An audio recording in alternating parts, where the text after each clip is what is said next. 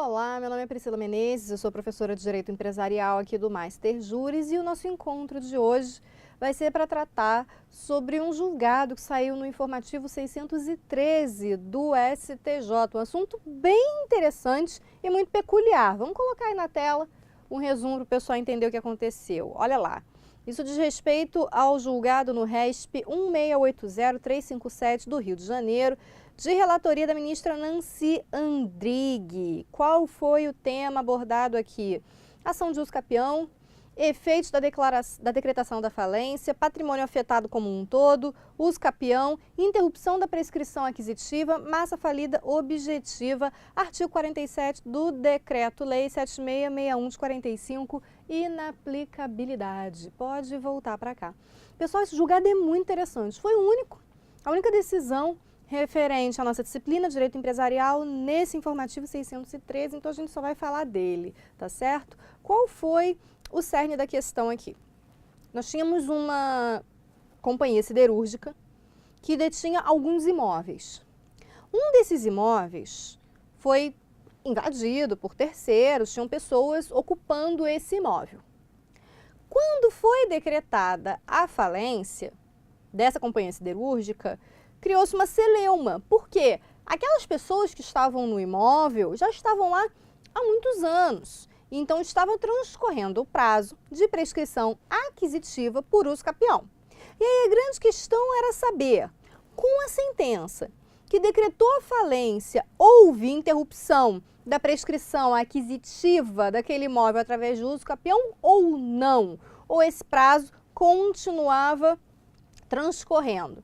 E essa confusão toda sob a égide do Decreto-Lei 7661 de 45, tá certo? Então, o que a gente tem que analisar? Qual é o raciocínio que a gente precisa construir aqui? A gente precisa compreender qual é a verdadeira natureza jurídica dos efeitos da sentença que decreta a falência. Então, lá no artigo 99 da Lei 11.101 de 2005, nós temos a sentença que decreta a falência com todos os seus efeitos. Um desses efeitos é o afastamento, em definitivo, do empresário das suas atividades. As atividades, salvo autorização expressa em contrário, vão cessar, não podem ser celebrados contratos novos, negócios novos, e esse empresário vai ser afastado das suas atividades. Concomitantemente a esse afastamento, o juiz nomeia um administrador judicial, na forma do artigo 22 da Lei 11.101 de 2005, tá certo? Estou só fazendo um paralelo aqui com a lei atual para você ir compreendendo os efeitos da falência, as atribuições do administrador. Muito bem. E aí, o que o administrador vai fazer? Uma das primeiras providências, né, o que ele precisa fazer? Ele precisa levantar todo o ativo, realizar o passivo e fazer os pagamentos. Então, o administrador judicial ele vai, grosso modo, alienar todos os bens que o falido tem para pagar tantos credores quantos sejam possíveis de acordo com a ordem estabelecida na lei. Porque esse pagamento não é assim à vontade, existe uma ordem legal para isso, que na lei atual é o artigo 83 dos créditos concursais. A grande questão é, com a sentença que decreta a falência, nós vamos ter a formação da massa falida objetiva e da massa falida subjetiva. O que é isso? Massa falida objetiva é todo o conjunto de bens do devedor, falido. Massa falida subjetiva é toda a coletividade de credores do falido. E como é que se forma essa massa falida objetiva? Através da atividade de arrecadação. Então, tão logo seja nomeado, o administrador judicial vai arrecadar todos os bens do falido, incluindo documentos, livros comerciais, tudo que ele puder encontrar que ajude a montar o que é passivo e o que é ativo. Então, é claro que o administrador judicial vai arrecadar, inclusive, aquele imóvel que estava ocupado por terceiros. A grande questão é, essa sentença que decretou a falência, ela interrompe a prescrição aquisitiva? Sim, ela interrompe, porque a massa falida tem natureza jurídica de universalidade de direito. Ela é definida por lei, né? A universalidade de direito é todo o complexo de bens e direitos de uma pessoa, seja ela física ou jurídica, tá bom? Um outro exemplo de universalidade de direito, espólio, né? Que é formado quando uma pessoa falece.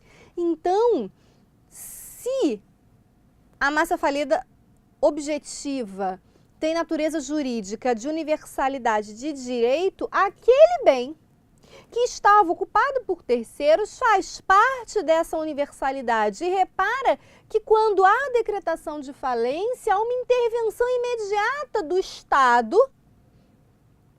sobre aqueles bens, até porque o devedor falido perde a disponibilidade sobre os seus bens. Ele é afastado da administração da atividade empresarial e ele perde a disponibilidade sobre os seus bens, porque todos os seus bens vão fazer parte dessa massa falida objetiva, que é uma unidade, que é uma universalidade. Mas aí, alega-se que o artigo 47 do decreto de 45 previa uma suspensão de prazos prescricionais e que, portanto, esse artigo 47 se aplicaria também na hipótese analisada no nosso RESP aqui. Não. O que o artigo 47 faz, e a gente tem norma similar aqui na Lei 11.101 de 2005, é que quando ele fala em suspensão de prescrição, ele está falando das obrigações do falido perante os seus credores. É diferente, não é das pessoas contra o falido, tá bom? É do falido contra os seus credores, tá bom? Então, não se aplica a esse caso concreto o artigo 47, tá bom? Vamos voltar lá no tema, olha só. Ação de usucapião, que foi isso que eu expliquei para vocês. Os efeitos da decretação da falência, eles são imediatos, tá bom? O patrimônio é afetado como um todo porque compõe uma universalidade de direito. O usucapião, a interrupção da prescrição aquisitiva acontece diante de uma sentença de falência. A massa falida objetiva é formada com a atividade de decretação da falência, somada à arrecadação praticada pelo administrador. E o artigo 47 não se aplica porque ele se refere às obrigações do falido perante os seus credores, tá certo? Muito bem, essas eram as ponderações sobre esse julgado, muito interessante. Então, ele é muito diferente do que a gente vê no dia a dia, vale a pena você sinalizar ele de um jeito especial para sempre dar uma revisada, porque é um candidato forte para ser cobrado em prova, tá certo? Paramos por aqui, encerramos, não há mais julgados da nossa disciplina nesse informativo, então eu vejo você no próximo. Tchau, tchau!